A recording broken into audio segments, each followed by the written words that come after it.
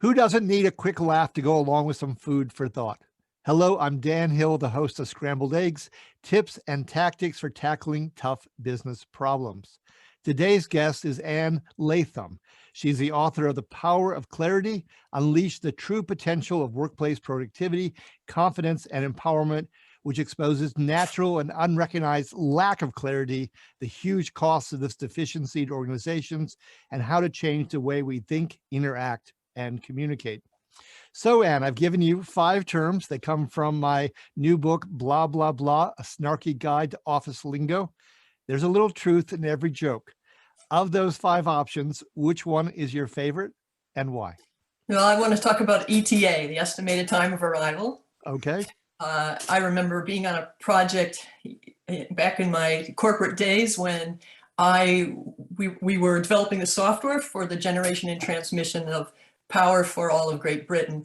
And my project manager would come around every Friday afternoon with his Gantt chart and wanted to check off the boxes that were complete. And he would be really annoyed with me because I refused to increase the percentage complete from 60% to 70% and 72%, and like everyone else was doing.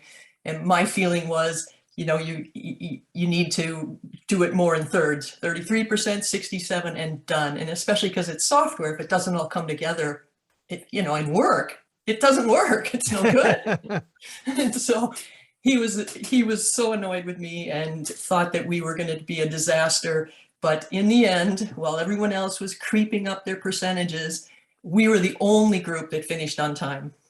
Well, congratulations. So that's the exception, because my definition in the book was ETA meant piloting a project in which one's boss proves to be the hijacker. So your book is loaded with wonderful terms, and they're really intrinsic to the argument you're making. So I hate to make you choose among all your children to have a favorite, but can you choose one term and why you chose that one? I think I would have to choose treadmill verbs. Okay. So you've all been on a treadmill, I'm sure. You know that you can get on a treadmill and you can always go a little longer, run a little farther, add another 10 minutes, and you never get anywhere. You never get to the shore or the mountaintop or any other destination. And in business, we use a lot of words that what I call treadmill verbs. And they are these words that you know well, like review, report, communicate, share, inform. There's dozens of them. And they're all open invitations to talk without a destination, because you can review forever. You never get there. You can keep reviewing a little longer. You can report forever. You can just keep reporting for another 10 minutes. So all of those verbs are open invitations to talk, and which is a disaster. And what's your solution to these verbs and trying to have more productivity? Well, just one. You have many, but just one. Just maybe. One. Yeah. Well, you have to eliminate the treadmill verbs and instead turn to destination verbs. You need to be very specific about what you're trying to accomplish. For instance, decide. When you make a decision, you're done. You know it, and you can move on. You can even just make a list. But when you've finished your list, you can move on. You can plan. When you finish your plan, you're done. You can move on. That one's a little dangerous because I know people who can plan forever. Yes.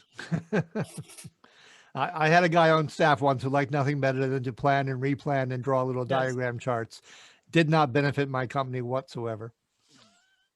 Yeah, no, planning is a dangerous one. But the components of a plan are all very specific parts that you can, finish and know you're finished and move on.